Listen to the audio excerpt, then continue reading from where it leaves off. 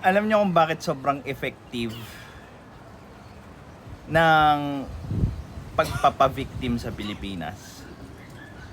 It's because gusto din natin yung pagtrato natin sa pagpapavictim.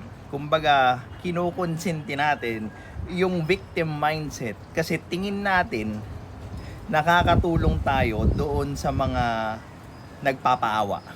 Well, this is Pinoy Extreme and pag-usapan natin ngayon yung pa-victim na ugali ng Pilipino. Let's do this. This is Pinoy Extreme.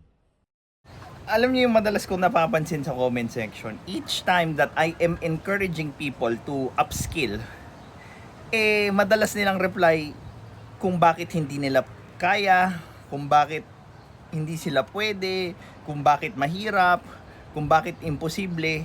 Never akong naka-encounter na nagtanong, paano ko kaya magagawan ng paraan to? Ano kaya yung mga ginawa nung ibang tao na nakaya yung ganitong challenge? Ano kaya yung pwede kong gawin doon sa kung anong meron ako? Never akong nakakita ng ganyan na nagtanong. And that's why very few people get out of that cycle kasi nga hindi sila nagtatanong. Aside from sa pag-confirm nila na mahina sila, na wala silang kakayanan, na walang ibang paraan, 'di ba? Yun yung ginagawa ng mga nagpapa-victim. They are confirming their situation by agreeing to other people na nagsasabing, "Oh, mahina ka, hindi mo kaya. Ako ang magiging tagapagligtas mo, kaya ako ang iboto mo sa susunod na eleksyon." Sounds familiar?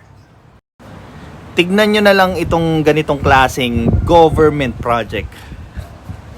Binuntis mo, sagot ko. Oh my God.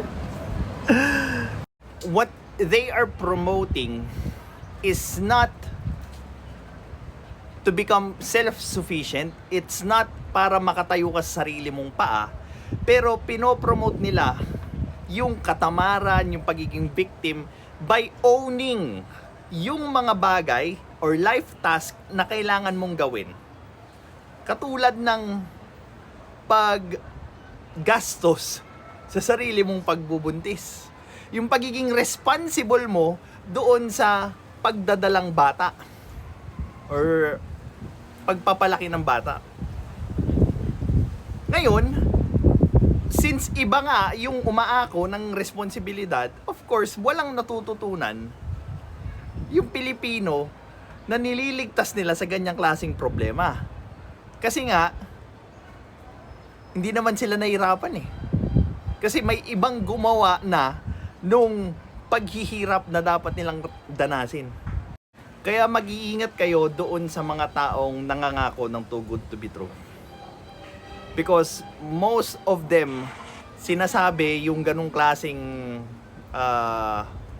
pangako, not because they really want to help, but they want you to feel good, thinking na sila yung magiging tagapagligtas nyo, when all along, kayo dapat sa sarili nyo yung gumagawa ng ganun. Well, this is Pinoy Extreme. Have a good day.